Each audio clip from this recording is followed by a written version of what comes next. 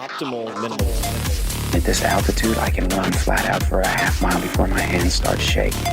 Can I answer your personal question? Now would seem an appropriate time. What if I did the opposite? I'm a cybernetic organism, living tissue over a metal endoskeleton. Tim Ferriss Show. This episode is brought to you by Peloton. I love Peloton. Peloton is a cutting-edge indoor cycling bike that brings live studio classes right to your home. You don't have to worry about fitting classes into your schedule, making it to the studio, or dealing with some commute to the gym. I have a Peloton bike in my master bedroom at home, and it is one of the first things that I do in the morning. I wake up, meditate for 20 minutes, and then I knock out a short 20-minute ride, usually high-intensity interval training or HIIT. Then I take a shower, and I'm in higher gear for the rest of the day. It's beautifully convenient and has become something that I actually look forward to. And I was skeptical in the beginning. I didn't think I would dig it, and I really do. So you have a lot of options. For one, if you like, you can ride live with thousands of other Peloton riders from across the country on the interactive leaderboard to keep you motivated. I tend to use a lot of the classes on demand and have 4 to 6 of them that I've bookmarked and use over and over again.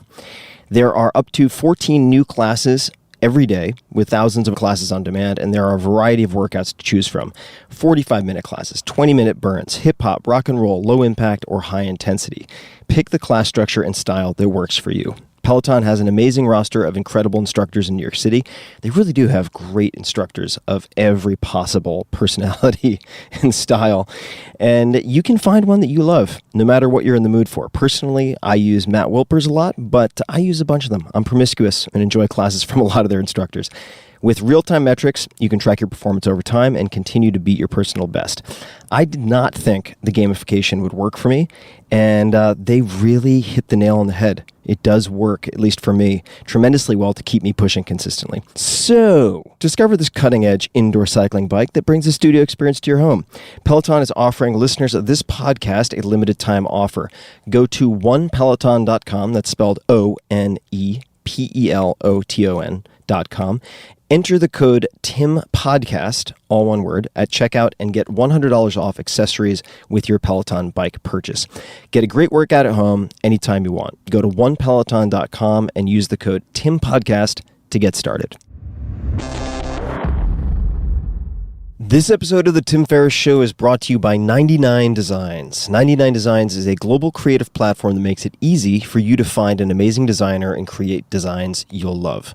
From logos to branding to packaging to books, you name it, they have it. And I've used them for just about everything. 99 Designs is the go-to creative resource for any budget. I've used them for years now for book covers, for instance, mock-ups of The 4-Hour Body, which went on to become a #1 New York Times bestseller, illustrations for the multi-volume Tao of Seneca, including the cover, and many other creative projects. I've been very impressed by the quality of their work. Most recently, I used 99 Designs to update the illustrations and layout of my 5 Morning Rituals ebook. The illustrations worked out great. I loved working with the designer we selected, and I plan to work with him on more projects in the future, and that's something you can do. You don't have to start from scratch every time. And right now, my listeners can get $20 off plus a free $99 upgrade on their first design contest. Simply submit a brief on the site describing what you need, and designers who are interested in your project, often from around the world, will submit concepts for you to choose from. You refine as you go, give feedback, and once you're ready, you choose one to finalize. It's a great way to get started and find the right match, a great designer and a great design at a great price. So head to 99designs.com/Tim to learn more or get started today. You can also see examples of some of the work that I have done with designers on 99 Designs. So check it out, 99designs.com/Tim. Hello, boys and girls, ladies and germs. This is Tim Ferriss, and welcome to another episode of The Tim Ferriss Show. I'm very, very excited for this episode and my guest because he's had such a tremendous impact in my life, and I haven't seen him in quite a long time. So let's just jump right into the bio, which does not quite do you justice. We're going to dig into some things that have been artfully omitted here. Ed Zschau, Zschau spelled Zschau, who is currently, among many other things, interim president of Sierra Nevada College, which is a pro bono assignment he's accepted. Much, much earlier, he founded System Industries in Palo Alto, California in 1969, and as its CEO, led it to a successful IPO in 1980. In the 1990s, he was the general manager of the IBM Storage Systems division headquartered in San Jose, California. I believe that was, a $6 billion business, something along those lines. And we'll come back to that. Ed has a total of 10 years of teaching experience as a professor in the graduate business schools at Stanford University and Harvard University, and he has taught high-tech entrepreneurship courses for a total of 22 years in the engineering schools at Princeton University, Caltech, and the University of Nevada, Reno. In addition to serving on the boards of major public companies such as Reader's Digest and StarTech, Ed has helped to start and build several technology companies during the past 20 years, some of which were founded and led by his former students. And I've met many, many of Ed's former students who have started and built tremendous companies. In the 1980s, Ed represented the Silicon Valley area of California for 2 terms in the U.S. House of Representatives, serving on the House Foreign Affairs Committee. Also during the 1980s, he was a general partner of Brentwood Associates, a venture capital firm, and he was the founding chairman of the Tech Interactive, which I lived very close to back when I was in California, formerly known as the Tech Museum of Innovation, a nonprofit educational institution in San Jose, California. Ed holds an AB degree, cum laude, in philosophy, bridging with physics, from Princeton University, as well as an MBA, MS, statistics, and PhD degrees from Stanford University, and a Doctor of Laws degree, honoris causa, hope I'm getting my Latin correctly, from the University of San Francisco. Currently, he is a senior fellow of the California Council on Science and Technology. You have 3 children, 9 grandchildren, and I'm going to leave out your exact resident specificity just because of the size of the audience. Ed, welcome to the show. Oh, it's great to be here with you, Tim. I think back to the spring semester of 2000 when you contacted me after all of the other students had registered for my course and made such an impressive plea to be able to enroll in the course, committing, if you were enrolled, that you would clean the blackboards, clean the erasers, do whatever it took to make my life easier. And I almost cried when I heard those words, and you took the course, and I'm so proud of what you've done over the past 19 years. I don't blame the course for your success, but I do blame your enrolling in the course for our friendship. And you've taught me so much from the very beginning. I wanted to take the course for many, many reasons. This was ELE 491, High Tech Entrepreneurship, which was in the electrical engineering department and the ORF department, which I can never remember the actual full name for, operations and research. Operations, research, and financial engineering. There we go. Now I have no business whatsoever being in any engineering school, but at the time, the Princeton courses, undergraduate courses, were only very recently being voted on by students. This was a very new thing. This was before Yelp and so on. And one of the standouts was this new course, High Tech Entrepreneurship, taught by Professor Zschau. And I really wanted, like many people, to be part of this course. And when I finally was accepted to the course and began learning, I remember at one point I was cleaning the blackboard and cleaning the erasers, and you said to me, I don't know if you remember this, you said, "Tim, don't get too good at cleaning the erasers." And there was a lot of direct teaching and a lot of indirect teaching, just observing you as you interact with your students and the world. And there's certain things that when I describe you to my friends, and I do that very often, and a lot of your students, I mean, you were just telling me before we began recording, stay in touch with you. And these are people from 40, 50 years ago. It's remarkable. And one of the things I throw in that was not in the bio I read was figure skating. Could you please tell us about your background with figure skating? Well, I grew up in Omaha, Nebraska, and we were fortunate to have an indoor skating rink where a professional ice hockey team played. The Omaha Knights, they were probably a farm team for one of the NHL hockey teams. And my mother took me to that ice rink when I was about 7 years old. And I really enjoyed the challenge. And I remember coming back from one session when I was just beginning to skate, and I said, "Mom, I really had a good day today." And she said, "Well, what was so special about it?" And I said, "I only fell 40 times this time." And from what you might call small beginnings, I began to get more proficient and more interested. And in those days, figure skating was really figure skating, where there were precise patterns on clean ice with turns and loops that you had to perform in order to pass certain tests. And I passed the pre-test, and then I passed the first test and the second test. And at that point, I was kind of on my way, but ice was only available during the winter. So when I was 13, I began spending summers away from Omaha where there were ice rinks, and continued to train and continue to pass tests.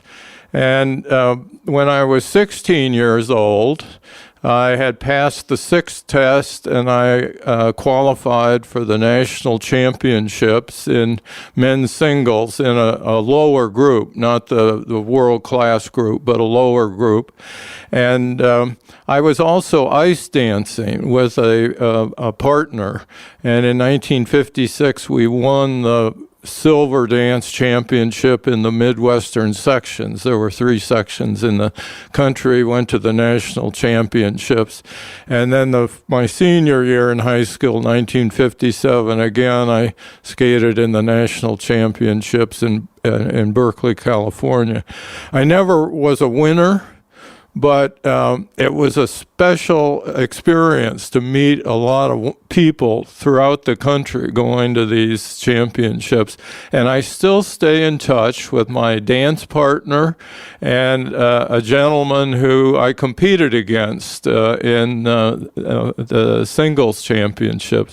It was a big part of my life, Tim. And as I think about it, the hours that I spent training, getting up at 6 a.m. or actually 5:30 a.m., being on the ice in Omaha at 6 a.m. in a cold winter, Nebraska winter, and then skating in the evening too, fitting in homework, school, to prepare for one competition where if you did well enough, you could go to the national championships.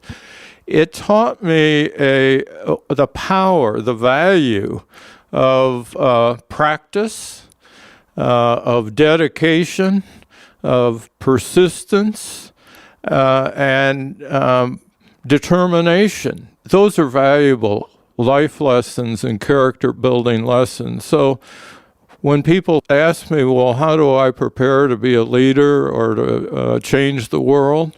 It's through learning those values. You don't get a quick return creating value for the world. You get a quick return doing something that doesn't matter.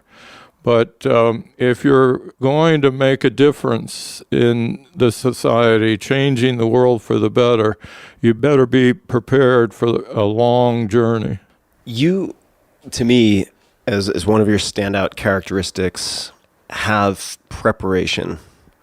You have very meticulous preparation. I remember this because, keep in mind, people listening, as we said, I was showing up to potentially do my chalkboard duty and my eraser duty and so on. So I would arrive to ELE 491 early, and you would be arranging the name cards. So you had placards for the students, which is not common at Princeton. So you'd have the name cards. You'd be arranging chairs and reviewing potentially the case study materials. And I don't remember any TAs, any teaching assistants for that class. So could you talk about how you've thought about preparation outside of, say, figure skating? And did that come from your parents? Where did that attention to detail before the competition, whether that's a competition in business, sports, or otherwise, or just getting up in front of a class of students?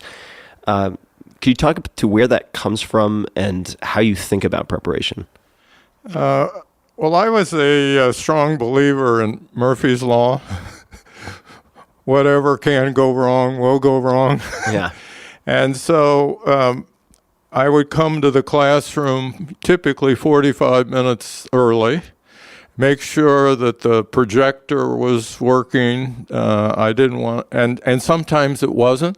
Yeah. And so I had time then to call the audio-visual people, and they'd come over and get it fixed, rather than showing up right at the time the class starts and then finding that there are problems that disrupted the flow of the class. I think it was Benjamin Franklin who wrote, "Failing to prepare is preparing to fail." And so it's very important to me not to be surprised by things that go wrong. And the way that you prevent that is through preparation and making sure everything is the way that it needs to be for success.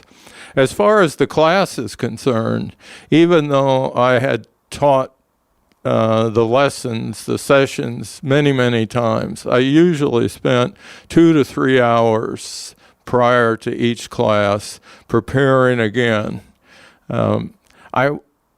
I viewed my classes, which were taught by the case method of teaching and learning, where students would read about an actual company situation and put themselves in the position of the CEO or the founder or the technical person and describe what to do. I would ask questions and they would give the answers. And I felt that approach to teaching and learning, putting someone in the position of the founder, the person who had to achieve the results, rather than just listening and learning and reading from a book, would not only help to learn, but also build the confidence that they could do that kind of job. Well, in order to make that experience, that classroom experience, work the best, it was like a performance. Yeah. I would come in and I didn't know exactly how the discussion would evolve, but I knew the lessons that would come out of it. And I'd find a way, regardless of what the students would say, to convey those lessons through their words. And the case method is something I'd love to talk a little bit more about, because my first exposure to the case method was in your class. And it's a method that, as I understand it, is used at Harvard Business School, also at Stanford Graduate School of Business. What I also found so appealing about the case method is you'd, as a student, have these short modules, these case studies, and they would often be a part one with a cliffhanger, right? So the module one would end with some type of dilemma or disaster or big decision, and you didn't have the conclusion. You didn't have the answer, meaning what actually happened in that particular case. And it allowed you to think for yourself, but it also gave you an opportunity to speak to the class, to speak to you, and to be assertive also, right? Because you would have, I remember, at least in my class, many differing opinions, some of which were polar opposites. And it really struck me as a pragmatic way to allow people to be active in the way that they're going to have to be active if they're ultimately going to be entrepreneurs. Yeah, when you're teaching and learning about starting enterprises or creating something new, you learn by doing. And so the case method helps in that. Projects that are real help do that. One of the Princeton graduates, it's now 4 years ago, wrote her senior thesis on, can entrepreneurship be taught? Or is it something you're born with? And there are articles that have been written that college courses in entrepreneurship are a waste of time. They don't matter. So in 2015, when she was working on this, I created an online survey instrument, which I sent out to all 1,600 Princeton students that I had in my classes over 31 semesters. And we had to cut off the responses in order for her to meet her thesis deadline after 400 responses of the 1,600. But of those first 1,600 responses, 160 had been founders of companies. And among the survey questions was the question, what Princeton experiences have helped you in choosing your life path and succeeding in what you've pursued? And of the 160 founders, 95% said it was the course that made the difference. And I think what it was, it's not so much what they learned in detail, but rather pointing out to the students that this is a possible life path, that you can create something from scratch and create value. And what great satisfaction you get from that. It also, and I attribute this to the case method, gave students the confidence they could do it. They'd read the case and say, I'm as smart as that person. I know I could do that too. And I tried to choose the cases with youthful founders rather than old people like me. And then there were some tools, techniques that they learned from it.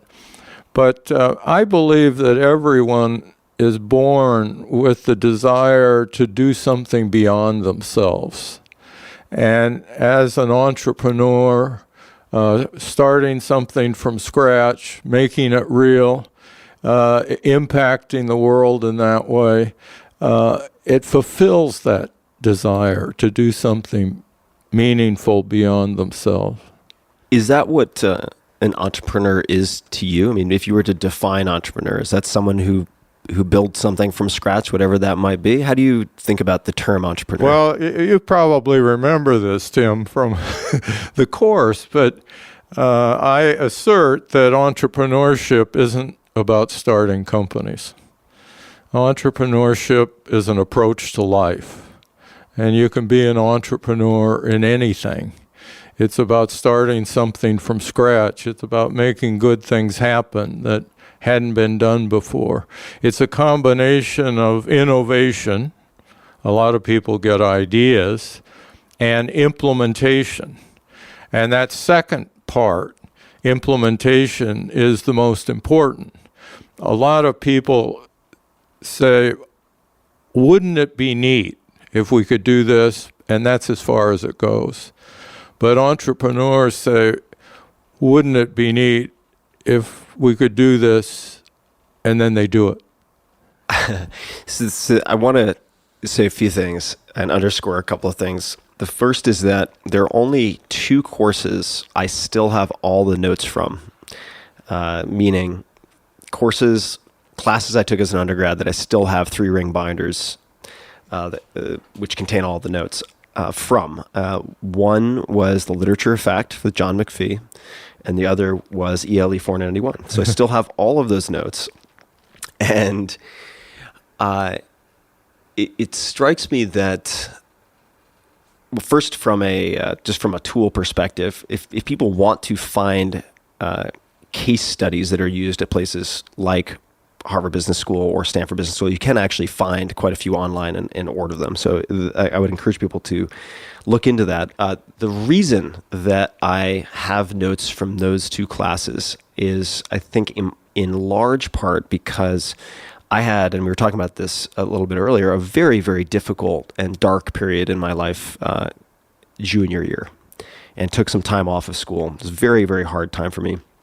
And what I found in the literature of fact, and also particularly in high-tech entrepreneurship, was a teaching and reinforcing of optimism, right? Which is very different from giving all of your students rose-colored glasses. You were showing that, and I found this to be really personally very helpful.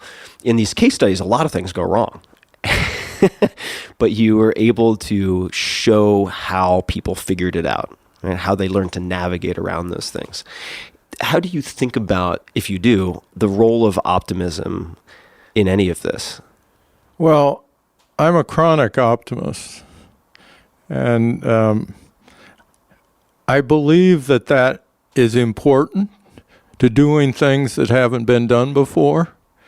You can imagine all of the things that can go wrong, and I guess there's some value in being a realist, but I don't think you do things that haven't been done before and succeed in that by being negative and focusing on all of the things that need to be done. Rather, it's having a vision and then committing to making it real.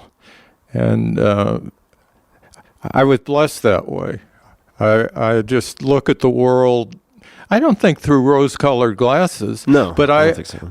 When people say that's going to be hard, I say that it's going to be more fun then, because doing something that's hard is a lot more fun than doing something that's easy.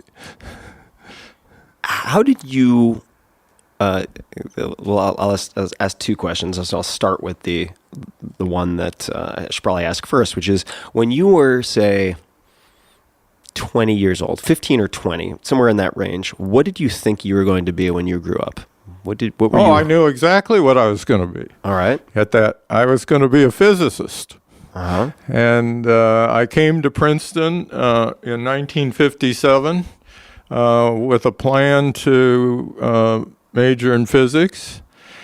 And then in my sophomore year, I discovered philosophy. And I thought, this is way cool stuff. And I decided that I would major in philosophy with, in those days, what was called a bridge program with physics. So I took all of the required courses in physics, but my department was the philosophy department. My independent work, both as a junior and senior, were on subjects that combined philosophy and physics.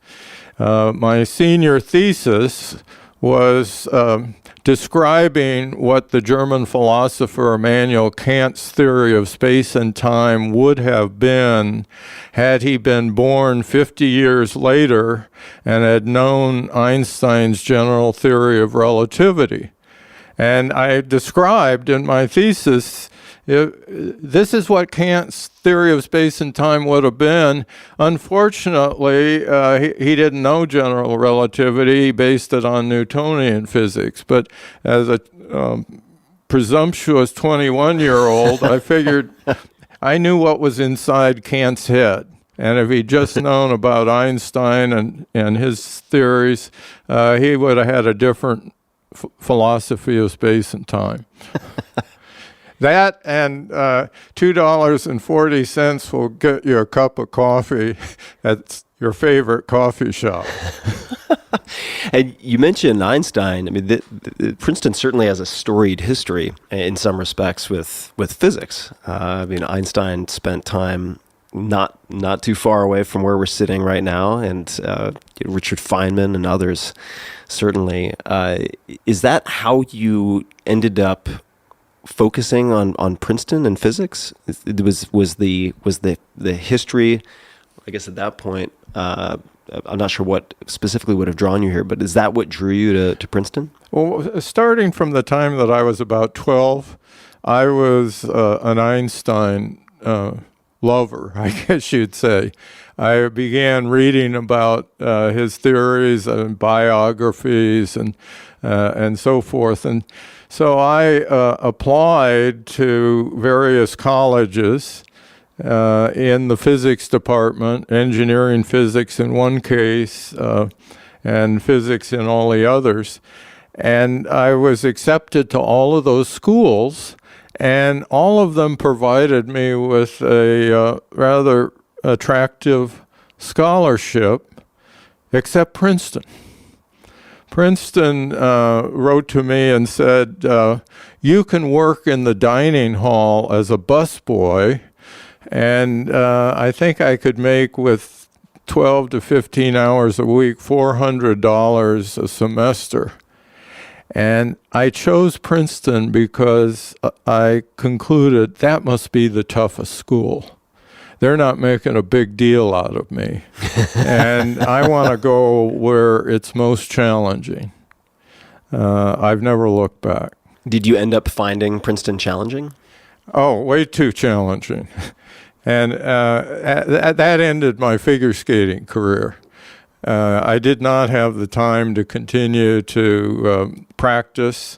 I tried to compete in my freshman year in the Eastern Championships and didn't do that well, and I began to realize that I wasn't going to make it. And looking back, I don't know whether I would have ever made the world team, but in 1961, many of the skaters that I had either competed with, trained with, my skating coach, all perished in a plane crash. The world team on their way to the World Championships in Brussels, Belgium in 1961. And we lost a whole generation of world-class figure skaters. And I don't know whether I would have ever gotten to that point, but I'm glad I made the choice that I did, to go to Princeton, to give up figure skating, and to focus on what's led me to be here talking to you. When did teaching enter the picture? What happened after, if you could just paint a picture for us, after your undergraduate experience? Well, I knew what I was going to do after I graduated from Princeton. I had applied for and was accepted to the U.S. Navy Officers Candidate School in Newport, Rhode Island, to begin my training in September of 1961. I went back home to Omaha, Nebraska, worked in manual labor on the night shift in a can factory, and in late August was called to Fort Omaha to be inducted into the U.S. Navy. During that pre-induction interview, I was asked if anything had happened to me health-wise since I'd applied in February and had a physical then, and I said, well, I broke my leg in a rugby game at Princeton in April, but it's fine now. They didn't take my word for it. They ordered an x-ray and concluded it wasn't up to Navy standards, so I was unable to enter OCS in September of 1961. Very disappointed. I did have an alternative. I had applied to Stanford Business School for the MBA program. I only applied to Stanford because it only had one essay in the application and all the others had three. So I focused on Stanford for that reason. I had been accepted, and I never sent in the postcard that indicated that I was not coming. So I retrieved the postcard, sent it in, and within, I'd say 6 days, my whole life changed from going into the Navy to going to California and entering the MBA program. I did not know in that split second in April when I heard a crack when I fell in the rugby game that would change my life so dramatically. And that's why I tell people who ask me about career planning that career planning is overrated. You asked me the question, though, how did you get into teaching? Well, I was in the MBA program at Stanford University, and there, just like philosophy at Princeton, I discovered operations research, applying mathematics to real operating business problems, but operating problems in general. And I said, this is way cool. And so rather than looking for a job as I was approaching my MBA degree, I applied for the PhD program to pursue operations research. And after my first year in the PhD program, the professor who had taught the most popular second-year MBA course, electronic data processing. It was the only course at Stanford Business School at that time that had anything to do with computers. He left unexpectedly. And I went to the dean of the business school and I said, Mr. Dean, you have a problem. You've got 100 second-year MBA students signed up to take Business 366, electronic data processing, this September, and you don't have anybody to teach it. I am the solution to your problem. I can teach that course. And they said something like, don't call us, we'll call you. And in late August, about 3 weeks before the course was to begin, I get a call. Ed, can you teach that course? I said, you bet. And that's how I began my teaching career. Again, there's a life lesson here. Opportunities unexpectedly happen. And many people say, gee, that's an interesting opportunity. But it only matters in life if you seize the moment, if you take advantage of that opportunity and commit yourself to do something that you've never done before. I find that I learn the fastest when I don't know what I'm doing. and so I'd never taught a university course, and all of a sudden I'm in front of 100 second-year MBA students, 24 years old, teaching a course. But I did okay. And then Stanford Graduate School of Business said, would you teach another course? I taught different courses, and that's how my teaching career began. How did you become good at teaching or study teaching, refine your teaching? How did you work on that? Because you're an excellent teacher. There are plenty of bad teachers out there, plenty of passable teachers, even at incredible institutions, but I would consider you a very, very adept teacher. How did you learn to teach? I think I became a better teacher by not being smart. And here's what I mean by it. People who are really super smart, learning comes too easy. I believe you can be a better teacher when it's more difficult for you to learn, so that you can explain to somebody else how to master some lesson. I also had the chance as a high school senior to take a course in debate. It was a full year course in debating, and that helped me with public speaking. But more importantly, the high school teacher who taught debate also taught the various individual events like oratory and extemporaneous speaking. And I wanted to compete in extemporaneous speaking. Could you just define what that means in this context? Yeah. So, well, this is the way it was when I was in high school. An extemporaneous speaking contest, each participant individually would be given a topic on which to speak for 10 minutes. And each contestant would have 1 hour to prepare the 10-minute speech. So my high school teacher said, well, come in after school's over every afternoon, and I'll give you a topic, I'll give you an hour, and then you come back and give your 10-minute speech on that topic. So the first time I did that, he gave me a topic. I spent the hour preparing. I gave my talk, and when I ran out of words, I said, "Is the 10 minutes up yet?" And he says, "It's only been 3 minutes." And but every afternoon he would do that, and by the end of the public speaking events that year, the contest that year, I'd become a state champion in extemporaneous speaking. You asked earlier, Tim, about preparation. This is just another example.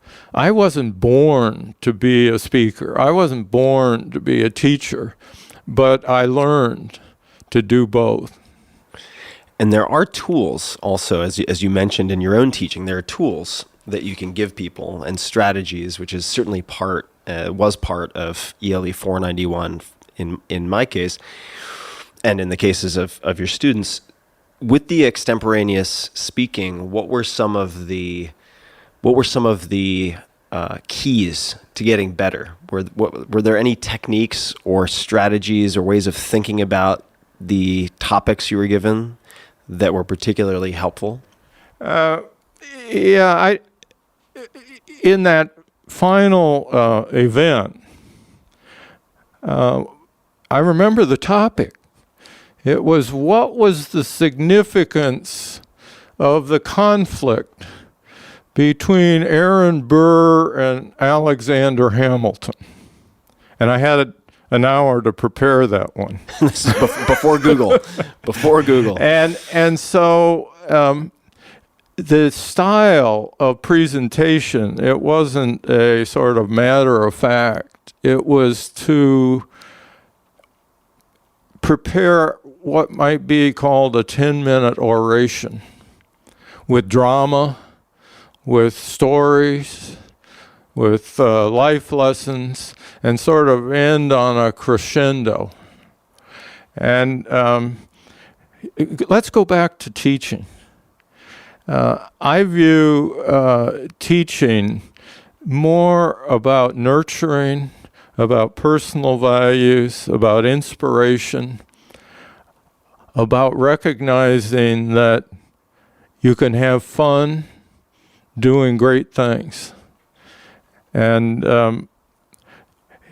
it's not so much what the lessons or the facts, but rather it's building maybe even contagion, this optimistic attitude, and understanding that if you can change the world for the better, that's as good as it gets.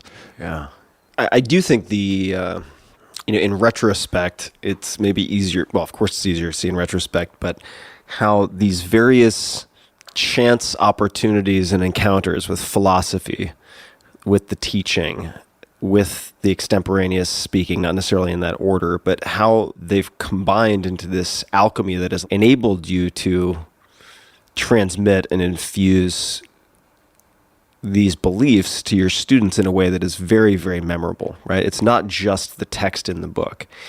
What do you remember? I mean, you remember the topic, Aaron Burr, and so on. Do you remember any of the choices that you made in how you competed with that competition? Oh, and in speaking? Yeah.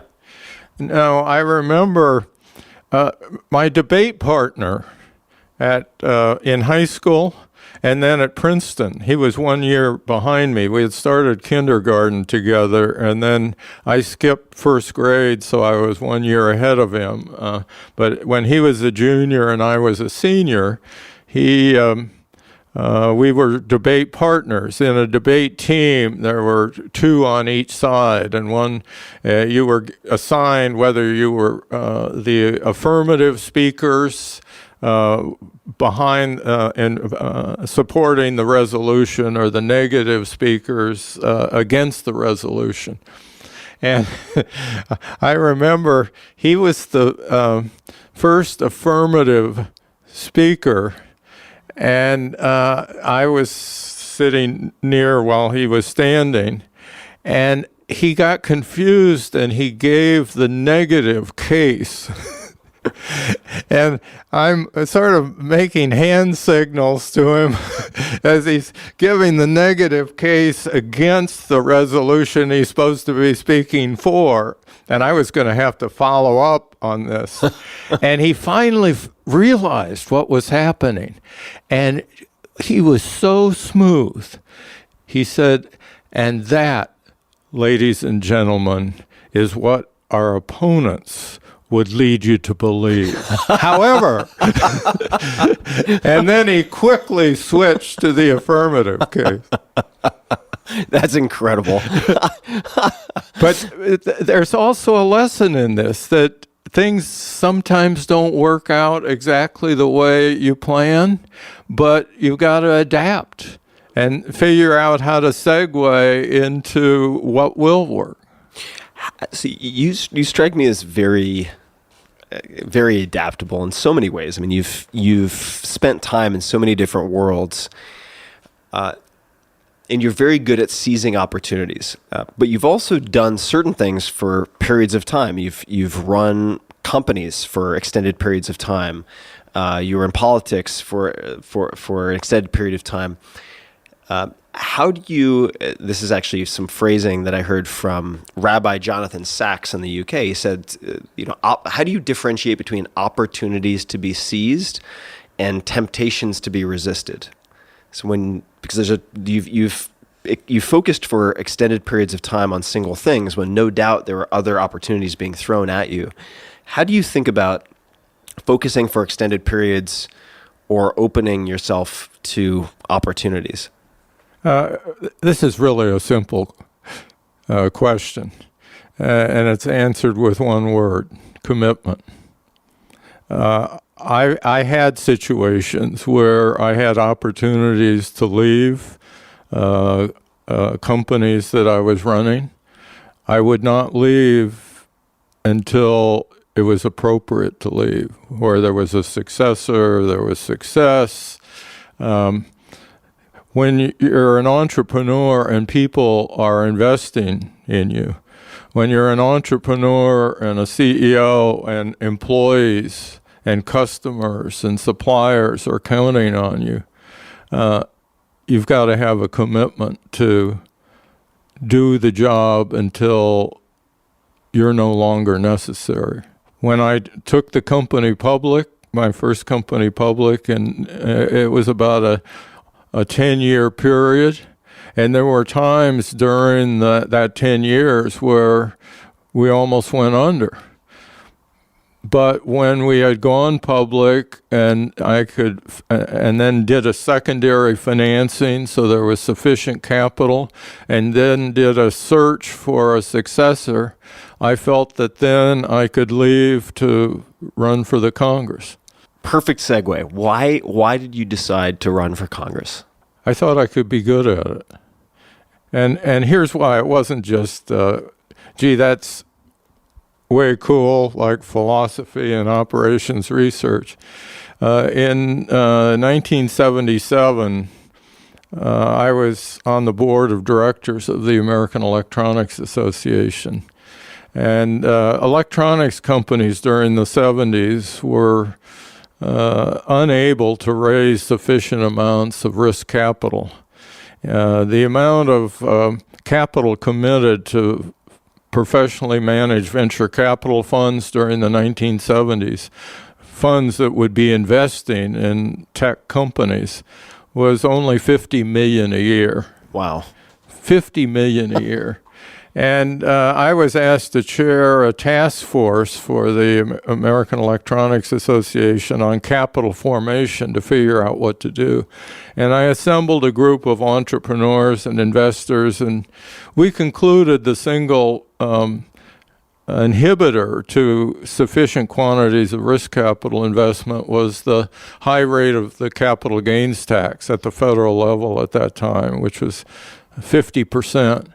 And looking at it, if an investor invested and lost money, they lost all the money. If they invested and made money, they gave half of it to the federal government, forgetting about what they'd have to give to the state government. So we felt that lowering the tax on capital gains was essential to stimulating the environment for risk capital investment, not just for electronics companies, but all kinds of job-creating ventures.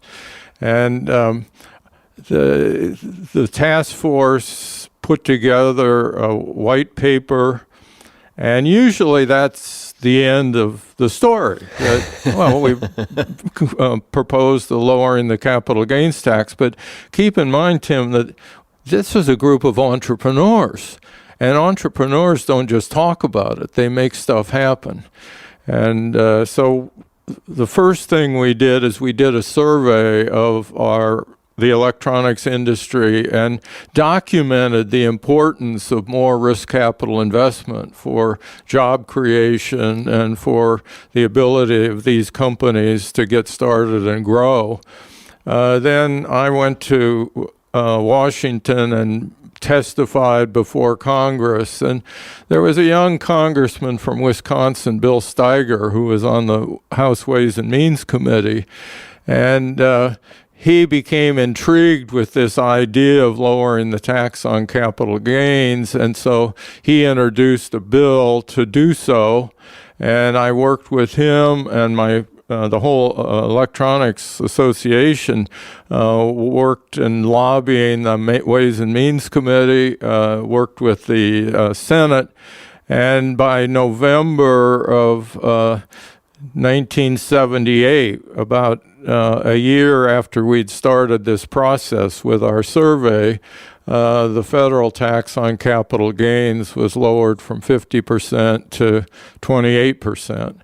And within about 18 months, $1 billion of capital flowed into professionally managed venture capital funds compared to the $50 million a year that had been happening during the 70s. And anybody who studies the 1980s, that number on an annual basis, 4 or 5 billion a year flowing into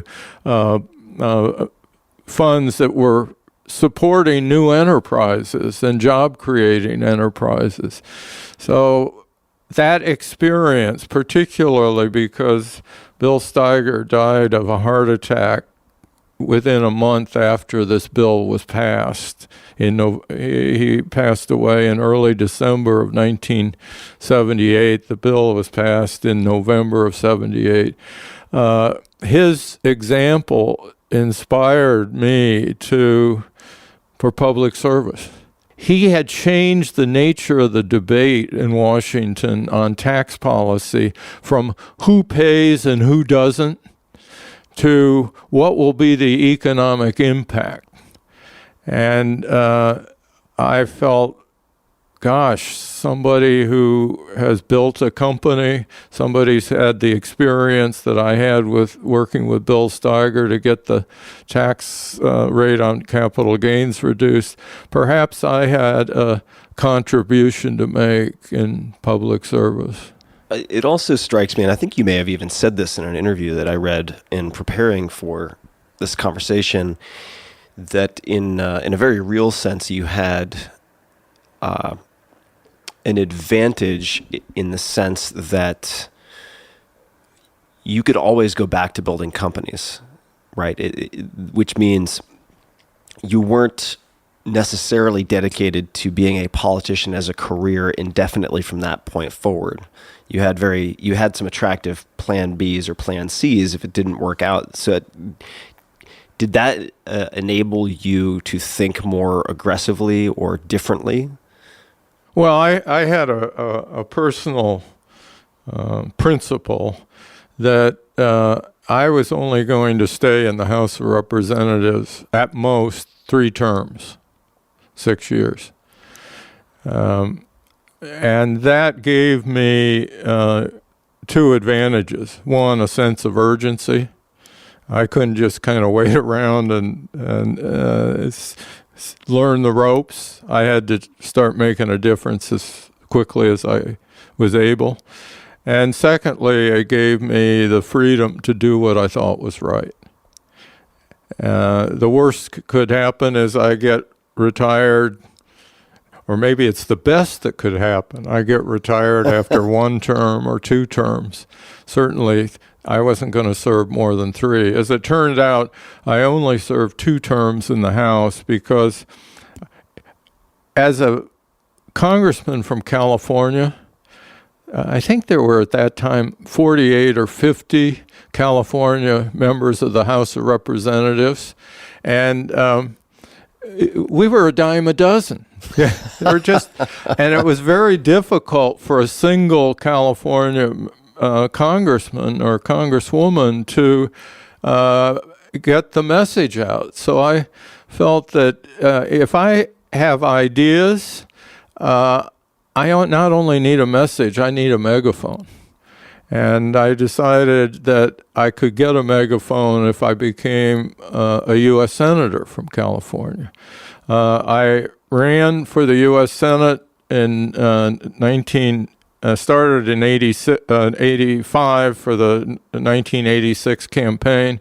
I won the Republican nomination.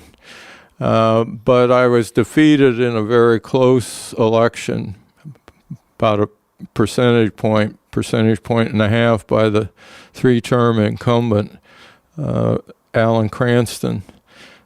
And looking back, I was disappointed at the time because I felt I wasn't a good enough candidate. I had lots of support and I'd let people down. But looking back, I dodged a bullet with that very close loss because since then, I feel through leading companies and through, at least my view, changing lives for the better, my students over many, many years, that I may have through not just their lives, but how they've changed in a positive way the lives of others, that I may have made more of a contribution to a better future than I would have as a U.S. Senator. I believe that. I definitely believe that. Or I shouldn't say and. But at the time, you were disappointed. And I would be very interested to hear, because we've been talking about a lot of your successes, and you've had a lot of successes. But at that time, when you got the news that you had lost, what did the next few days or weeks look like for you? What do you say to yourself when you experience a loss like that? What do I do next to make a difference? And I'd never been out of a job. I mean, when you think about it, it was from teaching to starting a company to running for Congress, and now I didn't have a next, what am I going to do next? And I had the opportunity to join the venture capital firm that was the lead investor in my first company. And I accepted that assignment as a general partner of the firm. It was Brentwood Associates at that time was a Los Angeles-based venture capital firm, and I established the Silicon Valley office of that firm. I think my partners would agree that I wasn't really very good at being a venture capital investor. I'm too much of an optimist. Every deal I looked at, that's really interesting. I can see how to make that happen. And as a venture capitalist, you really have to be more realistic and maybe even super critical. But also at that time in my life, I viewed being an investor as kind of like a football coach. You walk the sidelines, you send in plays, you make substitutions, you rant and rave at halftime, but you never put any points on the board. And I was still at that time in my life wanting to put points on the board, meaning running a company, not being the bettor in the stands, but the jockey on the horse. And so when I had an opportunity to become CEO of one of the companies Brentwood had helped to start, I took that opportunity in a company in the magnetic recording components business called SenStore. How do you make, what is your decision process like for something like that? Because you mentioned with the venture capital general partner position, perhaps you were too optimistic. Everything sounded interesting. But when you make a decision to, say, become the CEO of a startup in the portfolio, you're saying no to other things, presumably. So what was the decision process like in evaluating that and saying yes to it? Well, it's again, commitment.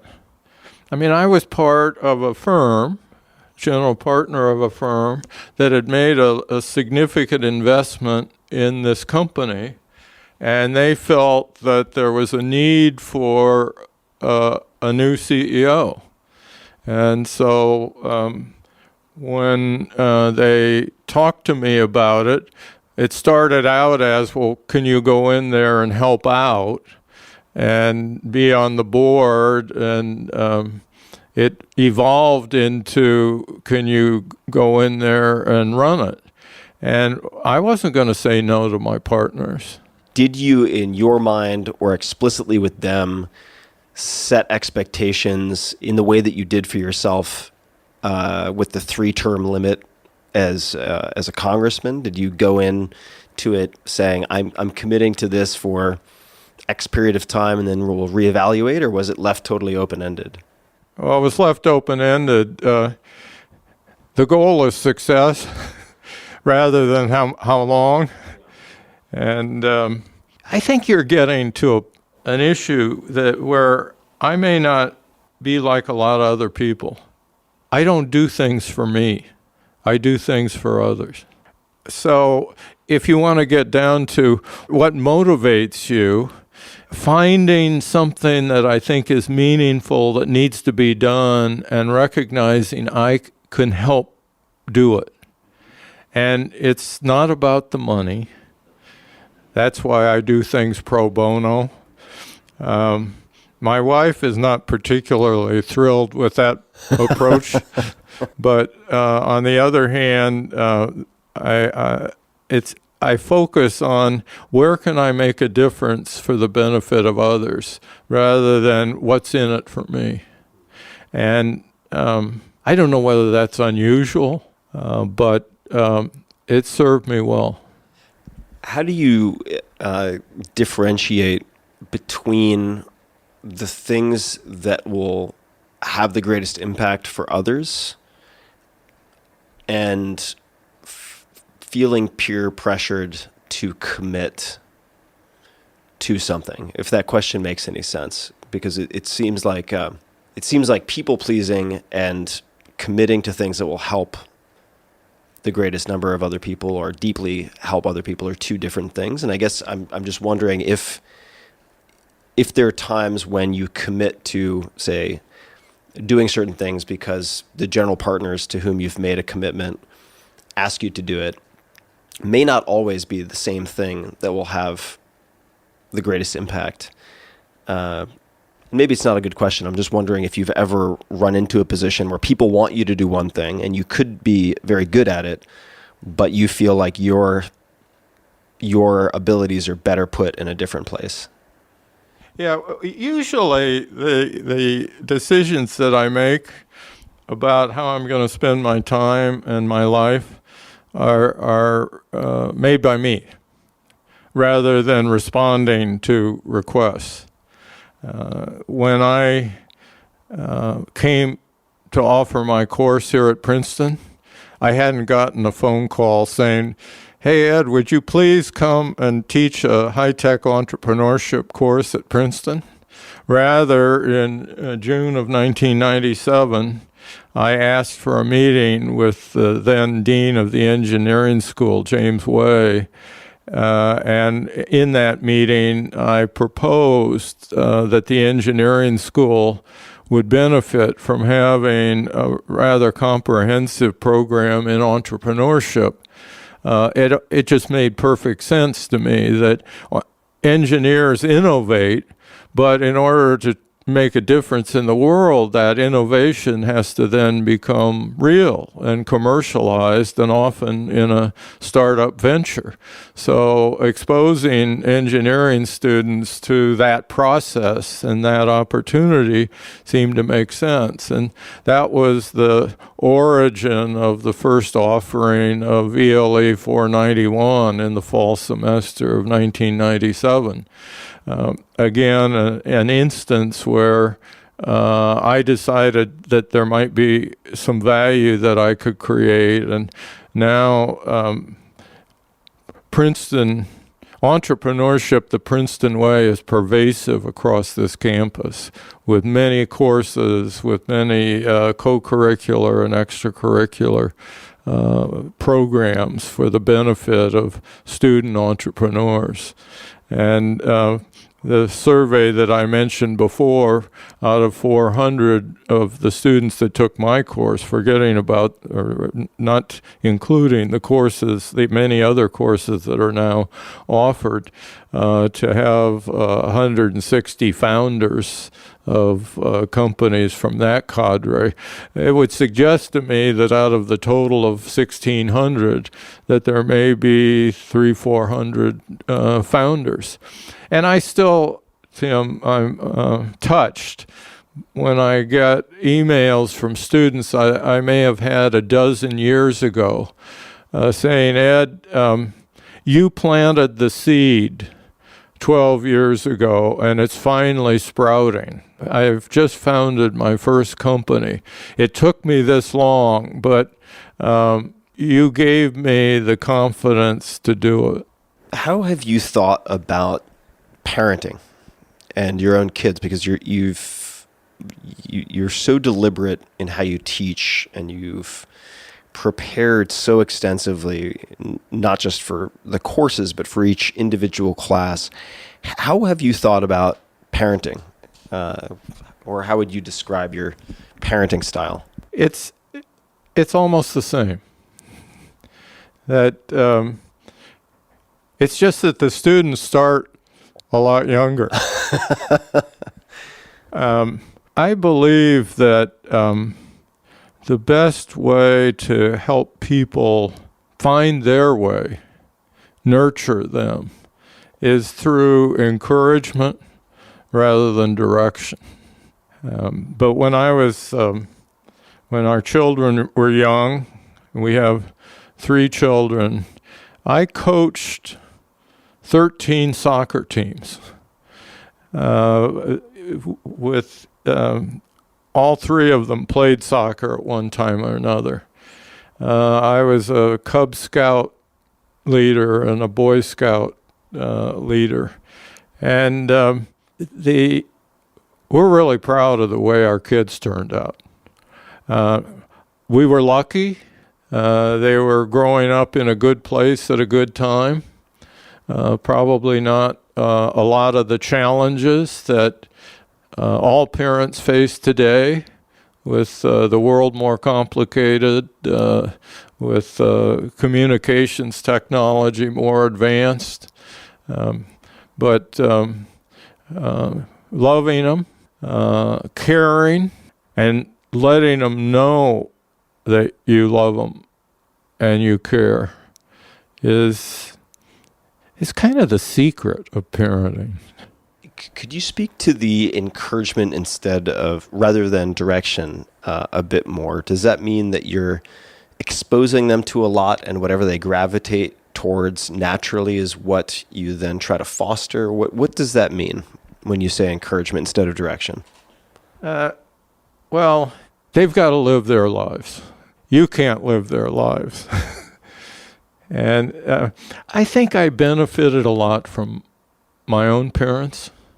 They were proud of me, whether I did well or not.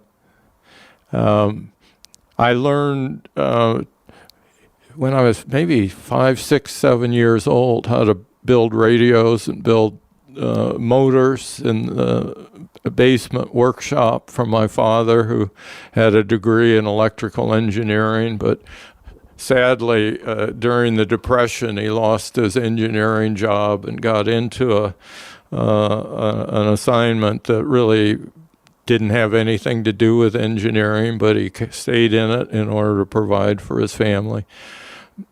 One thing that I remember from my parents, I was, as we talked about earlier, a competitive figure skater, and sometimes I didn't do well in a competition. I may have fallen, I may have not done a school figure very well, not up to my ability. They never criticized me in those situations. They never put pressure on me.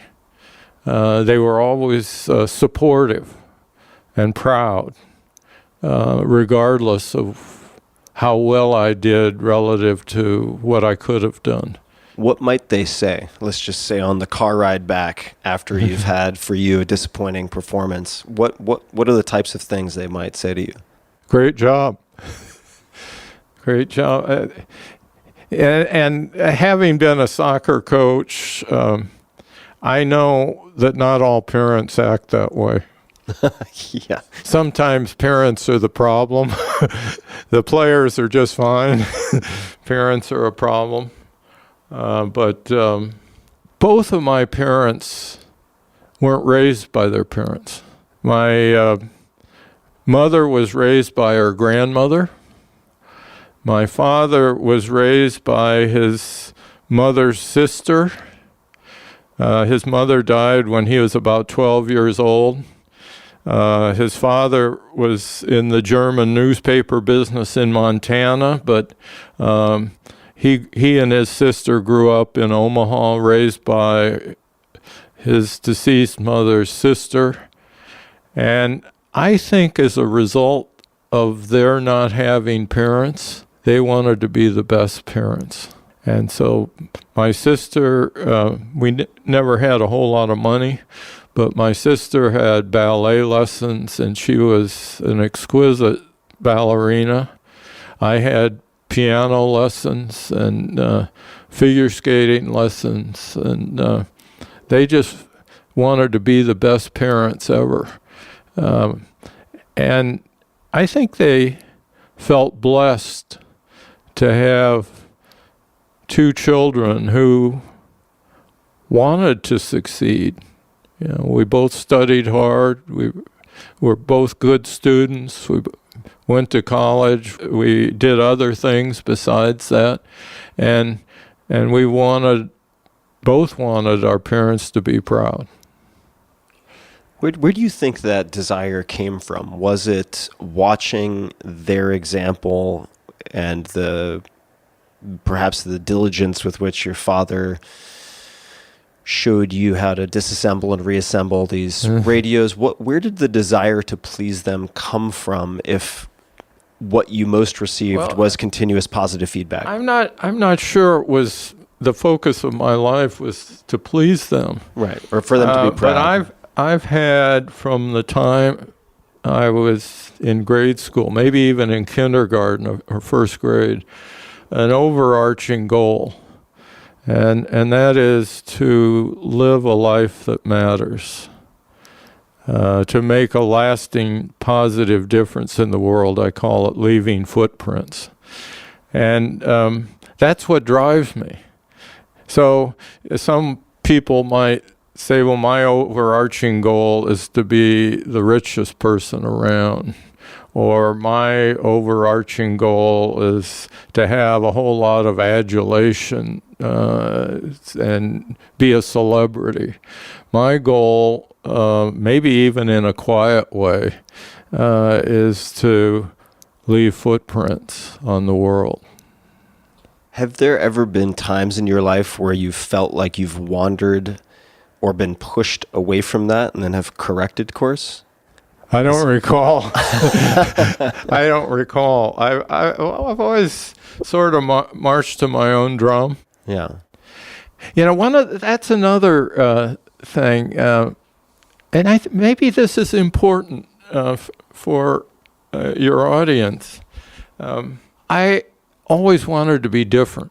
There are people, particularly with social media these days, that want to be accepted, that want to be like others. If someone has a new kind of shoe or shirt, others want to have the same thing. And so I've always had a desire to be different from others. And maybe that enables me not only to venture where others may not venture, but also to be satisfied doing something that nobody else is doing. Are there any books that have had a particularly large impact on your life, or that you've given the most to other people or recommended? Well, the 4-hour work week. Or the 4-hour body. I've heard they're fine books. I've heard they're... Those are very fine books, and everyone should read them. Besides those, of course, on the top shelf, are there any books that come to mind that have impacted you strongly, or that you've recommended to students or other people? When I was little, when I'm talking about little, like 6, 8, 10 years old, there was a whole series of biographies written for children my age. Thomas Edison, Abraham Lincoln, Benjamin Franklin. And I would read those books over and over because their lives and what they accomplished were what I hoped to do. So it was that set of experiences. There was a book on the Wright brothers, and these were written for somebody my age. Now you can read Walter Isaacson's book on Benjamin Franklin, or on Steve Jobs, or Walter Isaacson's book on Einstein. And but it's the same thing. Yeah, or David McCullough's on the Wright brothers. Yes. A fabulous book. Do you still read biographies? That's kind of all I care about. and it's the stories that are inspirational. And it gets back to what we were talking about before with the case method, where when I'm reading a biography, just like I'm hoping the students, when they read a case, that they think of themselves in that situation and what would I do. And reading biographies, well, that is the wonderful McCullough book on the Wright brothers. Amazing lessons of, they didn't just go out, build a plane and fly it. A lot of setbacks and disappointments and struggles in order to do what they did. The same with, all of those. It gets to what we were talking about before, the preparation, the commitment to excellence. It doesn't happen overnight. People who achieve great things, even though it may look like it happened quickly and easily and everybody can do it, most of those stories have a lot of sacrifice and difficulty and disappointments and setbacks in them. For entrepreneurs, whether students in your classes or people listening, are there any particular biographies or books that you would recommend in particular? Any standouts or just particular figures? Well, again, don't buy the books because they have lessons in them. Buy the books because they have stories in them. And there are a bunch of them. My colleague at Princeton, Derek Liddell, has written a couple of books, and his most recent is Built on Bedrock. And it's a lot of the book is about Walmart and Sam Walton and how it started. And he went to the Walmart archives and based his stories about Walmart on those facts. But it's filled with stories about companies that were built by people on solid foundations, built on bedrock.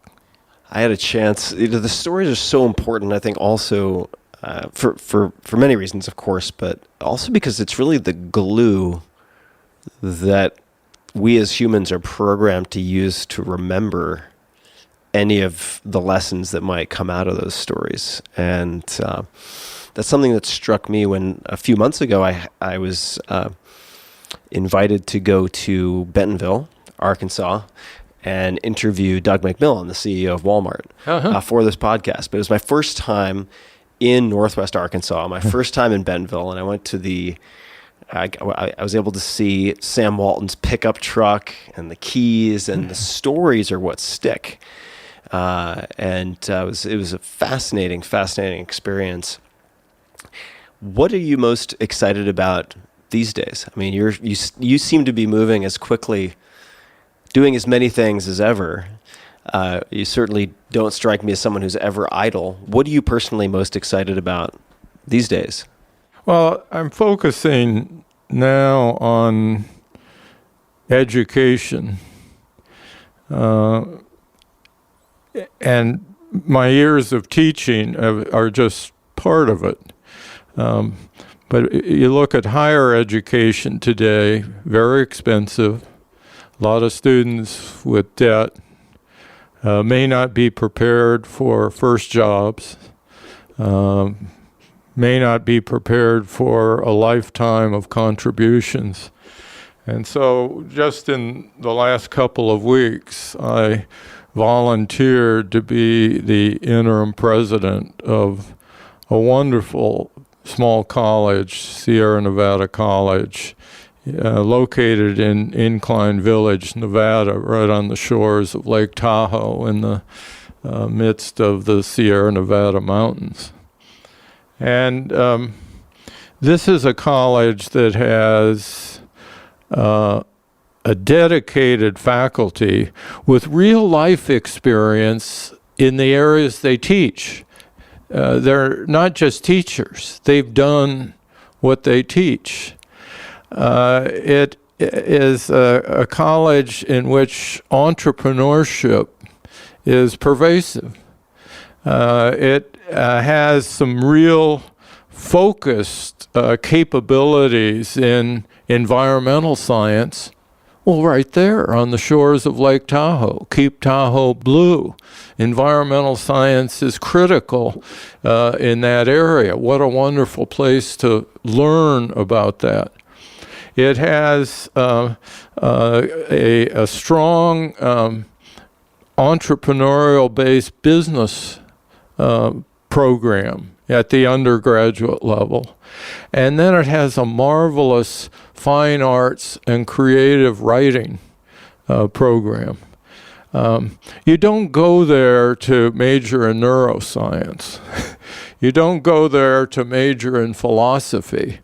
But if you want to go to a small college with small classes with dedicated teachers and to be an entrepreneurial leader, both in your first job and for a lifetime of contributions in establishing and building enterprises, or being a leading environmental scientist with entrepreneurial approaches to that scientific work, or if you want to be like a writer, you know, Tim, better than anybody, writers aren't just writers, they're entrepreneurs. Yeah. To creating content, but then getting their content read. And podcasting, that's a way of communicating with people. I have friends who are photographers. They became photographers. They didn't born photographers, but they became photographers, but they're entrepreneurs. So here's a small college that I've volunteered to lead until a successor with entrepreneurial leadership capabilities is identified and takes office, and continue to promote this higher education approach.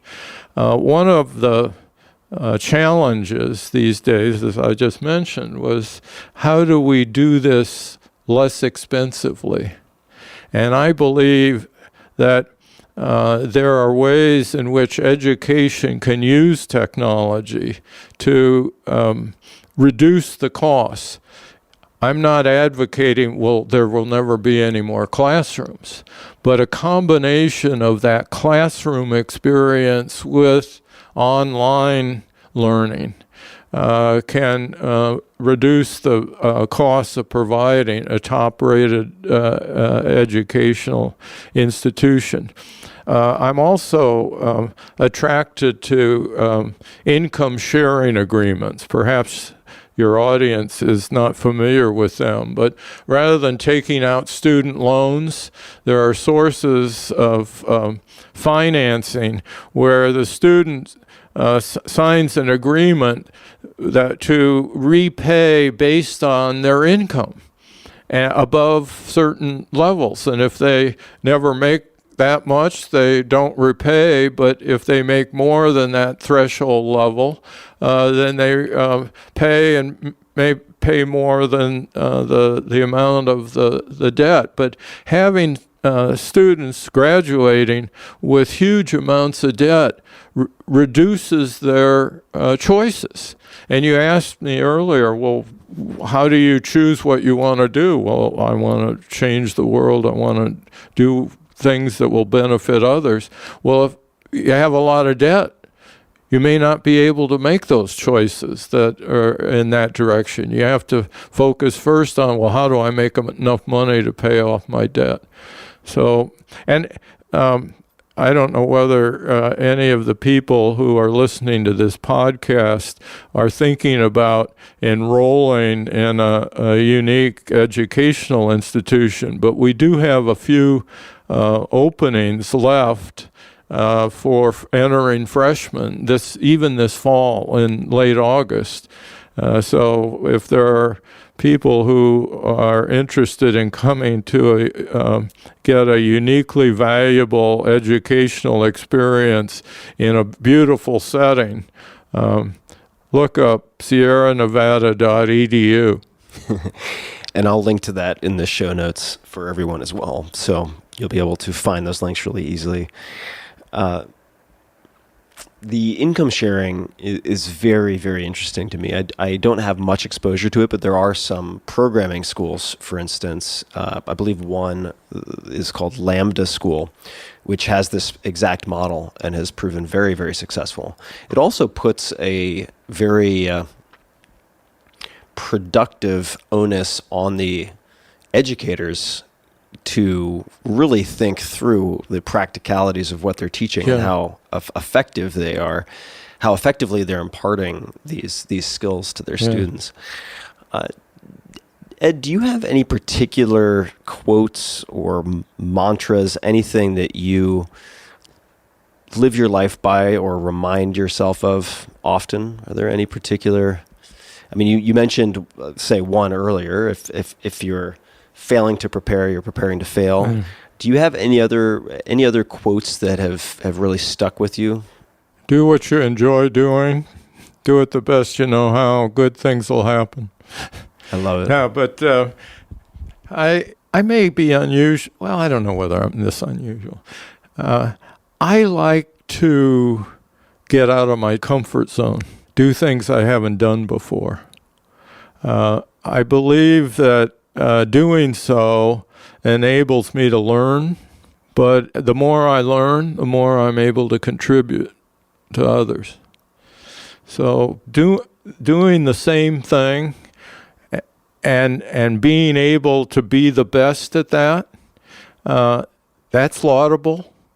But my mother had a problem with me when she was alive.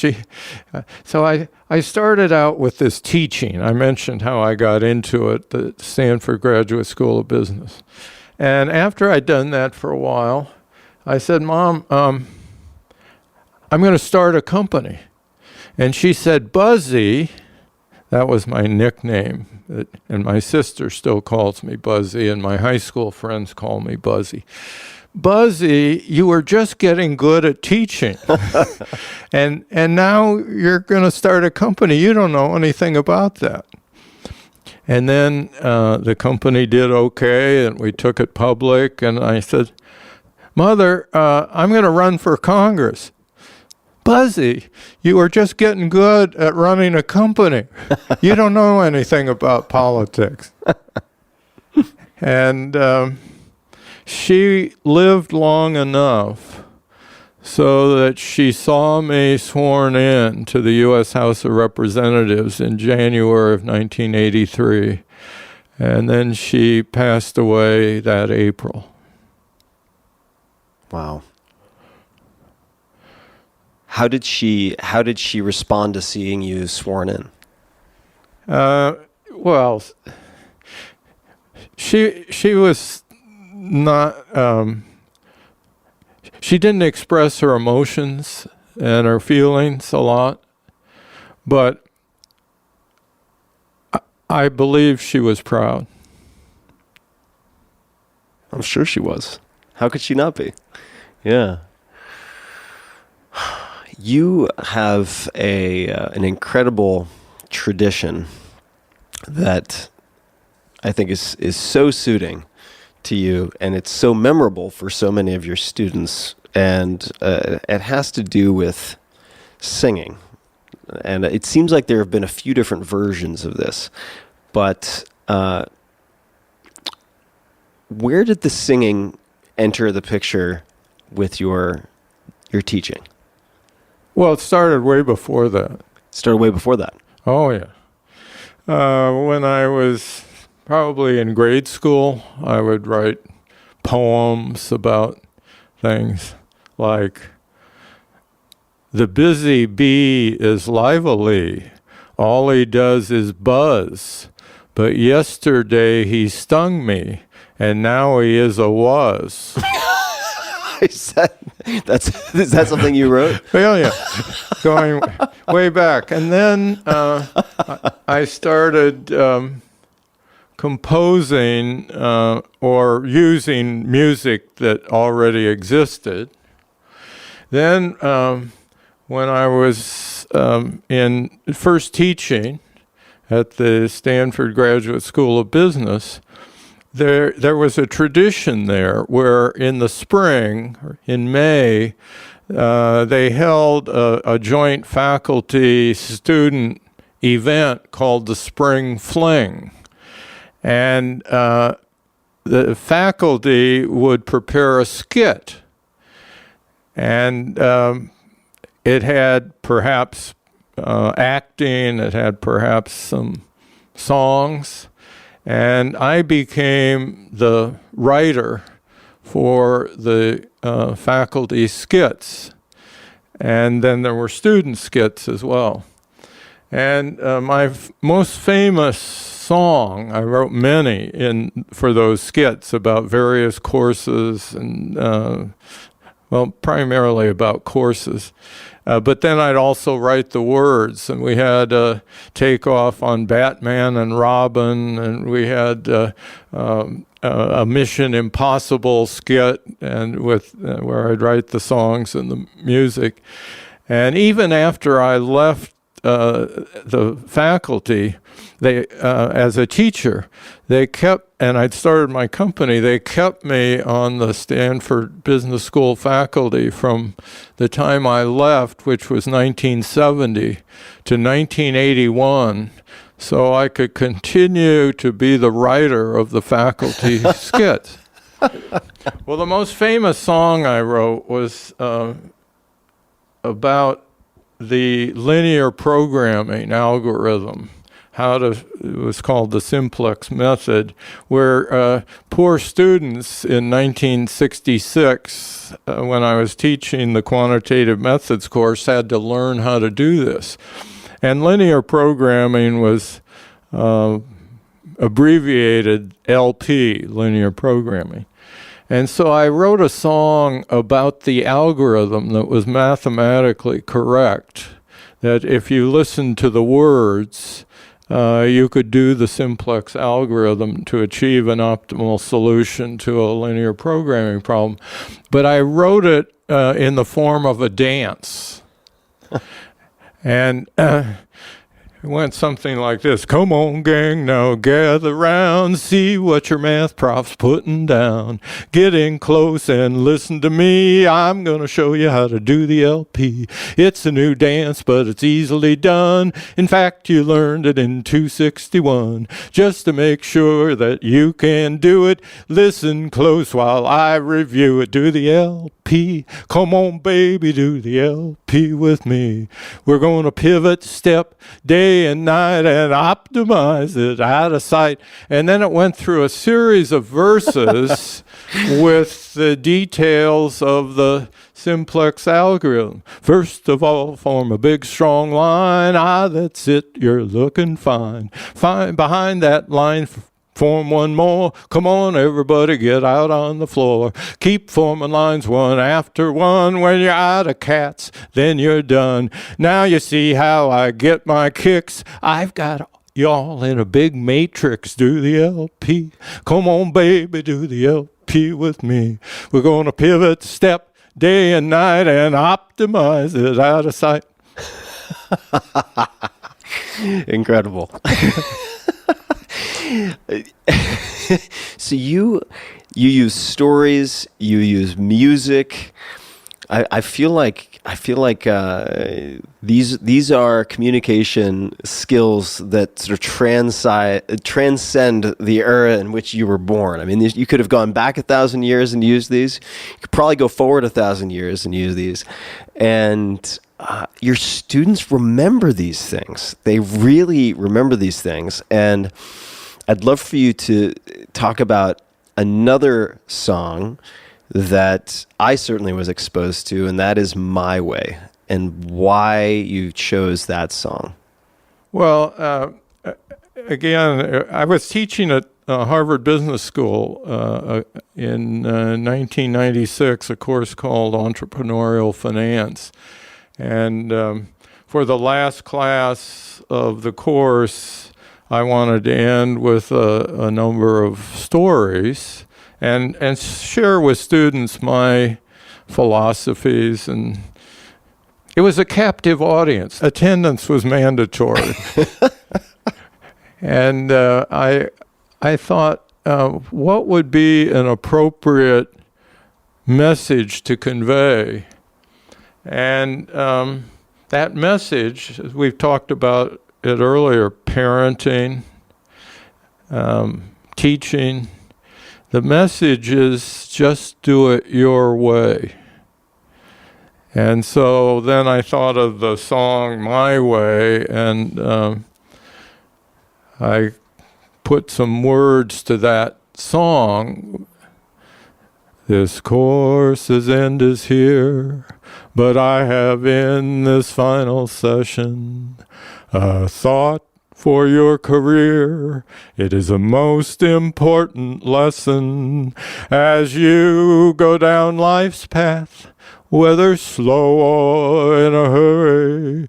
Recall the Nike ad, just do it your way.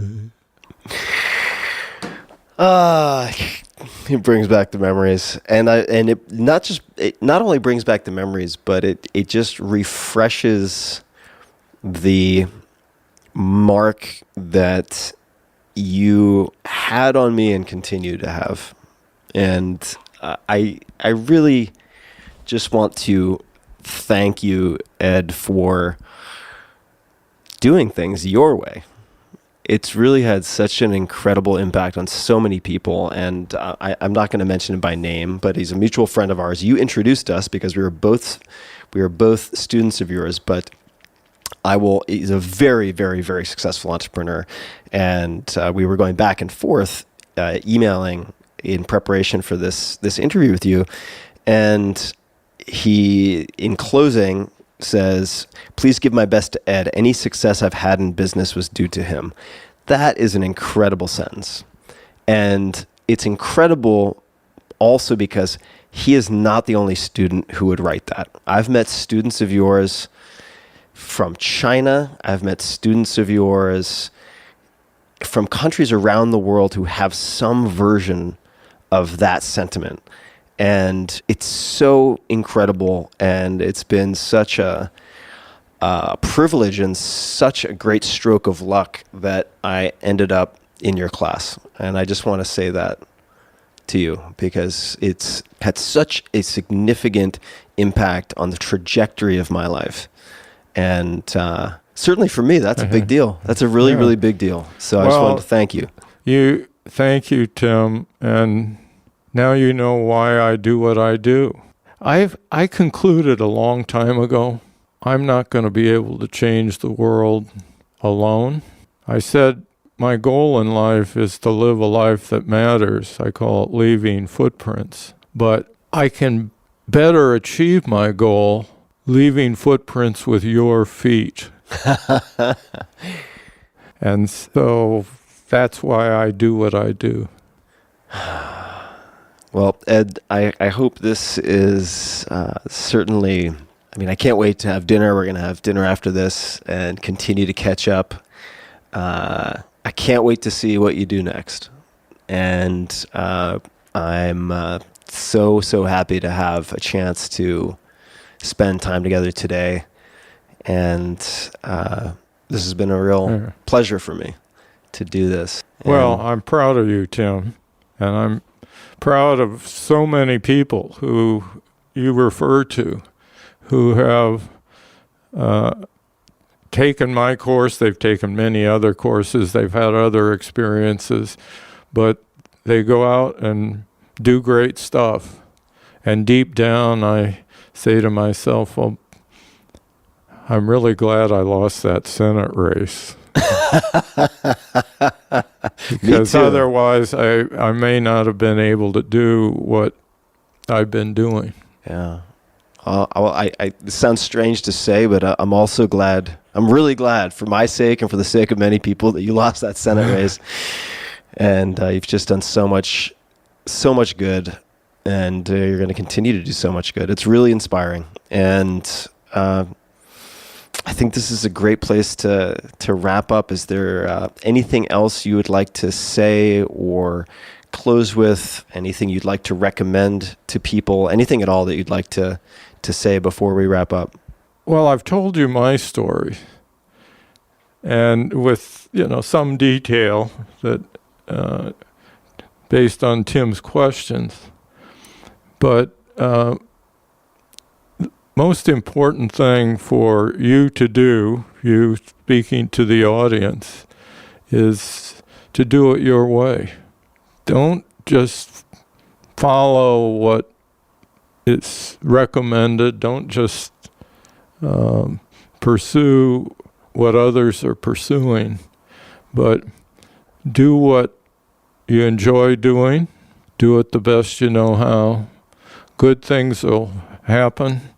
And if you're thinking more about doing something different than you're currently doing, it's time for a change. I could not imagine a better place to close. Ed, to be continued. We're going to go grab some food and continue the conversation. But thank you so much for taking the time to do this. Oh, this is a real treat, Tim. And I noticed that there's a blackboard that's dirty and erasers that need cleaning. There is.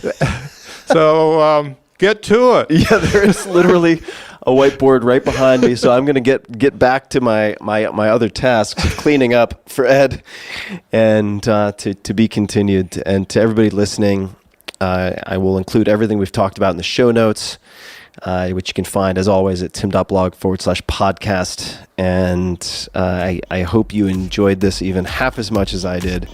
And thank you so much for tuning in. Hey guys, this is Tim again. Just a few more things before you take off. Number one, this is 5 Bullet Friday.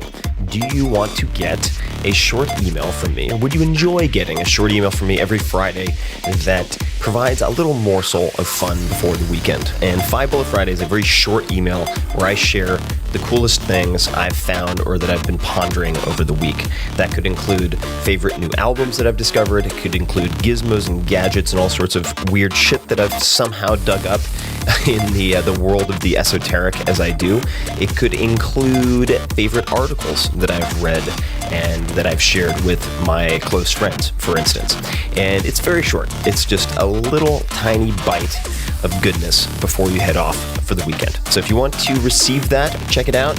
Just go to 4hourworkweek.com. That's 4hourworkweek.com, all spelled out, and just drop in your email and you will get the very next one. And if you sign up, I hope you enjoy it. This episode of The Tim Ferriss Show is brought to you by 99 Designs. 99 Designs is a global creative platform that makes it easy for you to find an amazing designer and create designs you'll love. From logos, to branding, to packaging, to books, you name it, they have it. And I've used them for just about everything. 99 Designs is the go-to creative resource for any budget. I've used them for years now for book covers, for instance, mock-ups of The 4-Hour Body, which went on to become a #1 New York Times bestseller, illustrations for the multi-volume Tao of Seneca, including the cover, and many other creative projects. I've been very impressed by the quality of their work. Most recently, I used 99 Designs to update the illustrations and layout of my 5 Morning Rituals ebook. The illustrations worked out great. I loved working with the designer we selected, and I plan to work with him on more projects in the future, and that's something you can do. You don't have to start from scratch every time. And right now, my listeners can get $20 off plus a free $99 upgrade on their first design contest. Simply submit a brief on the site describing what you need, and designers who are interested in your project, often from around the world, will submit concepts for you to choose from. You refine as you go, give feedback, and once you're ready, you choose one to finalize. It's a great way to get started and find the right match, a great designer and a great design at a great price. So head to 99designs.com/Tim to learn more or get started today. You can also see examples of some of the work that I have done with designers on 99 Designs. So check it out, 99designs.com/Tim. This episode is brought to you by Peloton. I love Peloton. Peloton is a cutting-edge indoor cycling bike that brings live studio classes right to your home. You don't have to worry about fitting classes into your schedule, making it to the studio, or dealing with some commute to the gym. I have a Peloton bike in my master bedroom at home, and it is one of the first things that I do in the morning. I wake up, meditate for 20 minutes, and then I knock out a short 20-minute ride, usually high-intensity interval training or HIIT. Then I take a shower, and I'm in higher gear for the rest of the day. It's beautifully convenient and has become something that I actually look forward to. And I was skeptical in the beginning. I didn't think I would dig it, and I really do. So you have a lot of options. For one, if you like, you can ride live with thousands of other Peloton riders from across the country on the interactive leaderboard to keep you motivated. I tend to use a lot of the classes on demand and have 4 to 6 of them that I've bookmarked and use over and over again. There are up to 14 new classes every day with thousands of classes on demand, and there are a variety of workouts to choose from. 45-minute classes, 20-minute burns, hip-hop, rock and roll, low impact, or high intensity. Pick the class structure and style that works for you. Peloton has an amazing roster of incredible instructors in New York City. They really do have great instructors of every possible personality and style. And you can find one that you love, no matter what you're in the mood for. Personally, I use Matt Wilper's a lot, but I use a bunch of them. I'm promiscuous and enjoy classes from a lot of their instructors. With real-time metrics, you can track your performance over time and continue to beat your personal best. I did not think the gamification would work for me, and they really hit the nail on the head. It does work, at least for me, tremendously well to keep me pushing consistently. So, discover this cutting-edge indoor cycling bike that brings a studio experience to your home.